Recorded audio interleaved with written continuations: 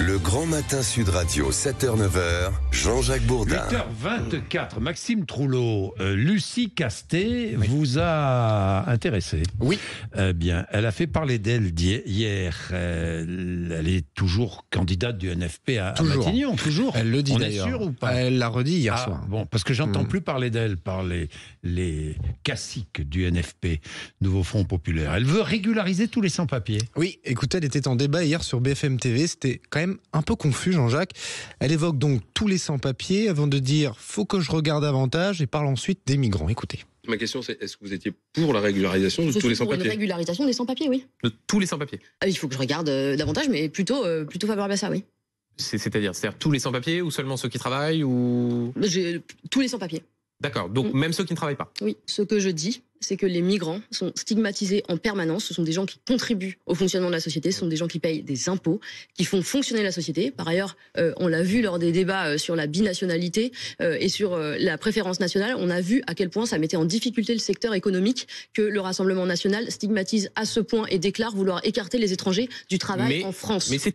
Voilà, Lucie Castet finit d'ailleurs par cette déclaration. Ces déclarations. Voilà, elle dit « Je ne sais pas si c'est pour l'intégralité des sans-papiers. Il faut que je regarde. » On en reparle. Lucie Castet qui a précisé qu'elle parlait en son nom. On va essayer de l'inviter, tiens, Lucie Castet, pour essayer de savoir exactement ce qu'elle pense, de développer. Moi, j'aime bien avoir des précisions.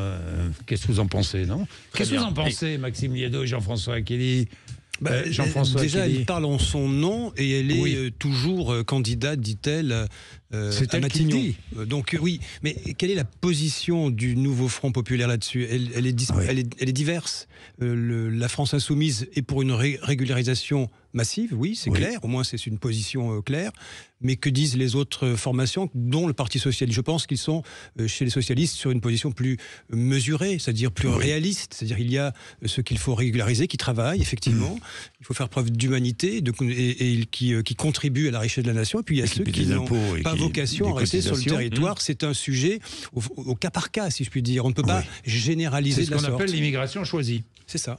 Et régulé. Qui a fait l'objet d'une loi récemment et de débats incessants. Et régulé, Maxime Liédo. Et puis c'est surtout l'incapacité, quand j'écoute Lucie Castet, à s'emparer de la réalité de ce que souhaitent les Français. C'est-à-dire aucun Français, ou très très peu, une infime partie, à part vraiment peut-être quelques militants durs du NFP, souhaite une régularisation massive des sans-papiers. En revanche, tout le monde s'accorde pour dire qu'évidemment que la personne qui est là depuis un certain temps sur le territoire, qui aide, qui travaille, qui n'a pas de papier, c'est scandaleux. Et puis surtout, je n'arrive pas à comprendre dans son raisonnement comment elle arrive à nouveau sur le Rassemblement national en disant que ça stigmatise les travailleurs et qu'elle veut lutter contre ça. Je trouve toujours le raisonnement toujours un peu absurde, pas forcément logique et une fois de plus toujours à contre-courant de ce que souhaitent les Français, surtout sur ces sujets-là. Oui, Jean-François Kelly.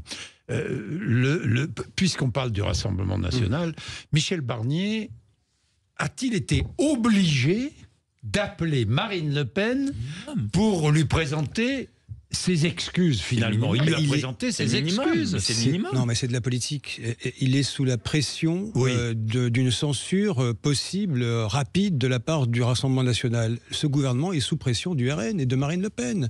C'est une menace fantôme permanente. Cela dit, il avait fixé des règles, Michel Barnier. Oui. Non, mais c'est ça. Mais moi, je comprends pas règles de respect et de respect de tous les Français. Je comprends pas la polémique sur ce sujet. C'est-à-dire qu'on a un nouveau ministre de l'économie. On sait que le budget va être une étape très importante et on sait que n'importe quel parti au sein de l'Assemblée nationale a le bouton a le doigt sur le bouton de la dissuasion nucléaire. On a un ministre qui fait fi de 11 millions de personnes qui ont voté pour le Rassemblement national et qui arrive en fonction en disant peut-être qu'on va se permettre de faire la politique sans eux. Ça n'existe pas. Le Premier ministre qui a quand même mis, mais ça n'existe pas de ne pas les recevoir, de ne pas les consulter. Et un Premier ministre qui a déjà mis plus de 2 semaines à constituer un gouvernement avec un équilibre plus que très complexe à trouver, il ne peut pas se permettre de faire comme dû le virer. Pardon, mais je ne sais pas si je sais pas si c'est la solution de remercier un ministre qui peut-être fait un pas de côté, mais de travers même. La difficulté, c'est que ce gouvernement est sous une pression extrême. Michel Barnier, ça a été dit et redit, de tous les côtés, il est coincé, Michel Barnier. S'il s'en sort, ce garçon est éligible à 2027. Non, mais je suis très sérieux quand je dis ça. Michel Barnier est face à une montagne. Il peut s'en sortir. Il faut qu'il trouve des points d'équilibre. Il a besoin besoin de parler à tout le monde. Bien, nous allons parler de tout cela, des Chirolles, de la difficulté pour les maires de lutter contre les trafics de stupéfiants, de la situation politique avec notre invité David Lisnard dans un instant, maire de Cannes, mais surtout président de l'association des maires de France. Il est 8h29, vous êtes sur Sud Radio. Le rappel des titres de l'actualité.